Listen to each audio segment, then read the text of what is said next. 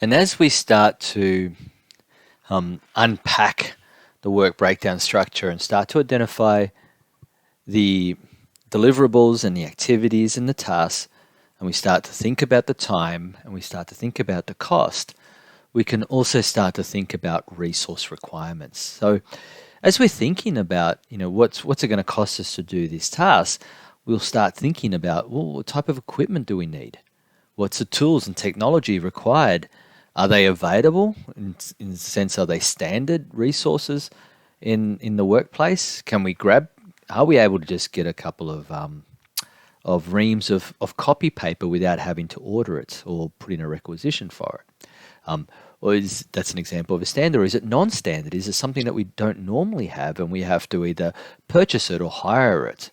So we start to have those considerations. We think about materials such as communications materials, such as pamphlets or handouts or brochures if we're using those. We can also start to think about raw materials if we need those to produce whatever it is that we're producing. But we also think about the human resource. We think about the people that we need. And often people are driven by the idea of people, are driven by the skill set required. So we think about what type of skills do we require to get this task done? What kind of experience do we need? What theoretical knowledge does the incumbent need to have?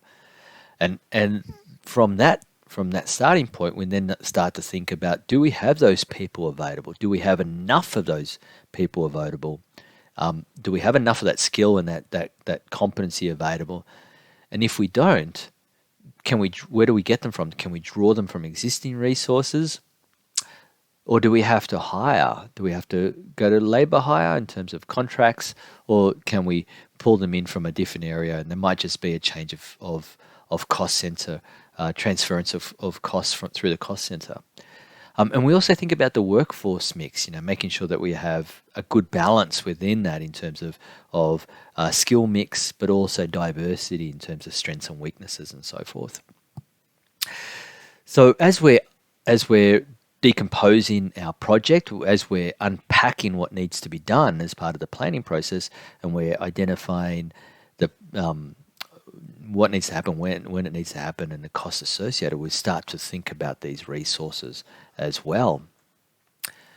And we can and there's a number of ways that we can estimate the resources required in terms of how much are we going to need, and how much is that going to cost. Is, as I said in the previous slide, is it available? Is it something that we've got to go out? And if it is, if we are hiring it, for example, what's the cost versus if we're purchasing?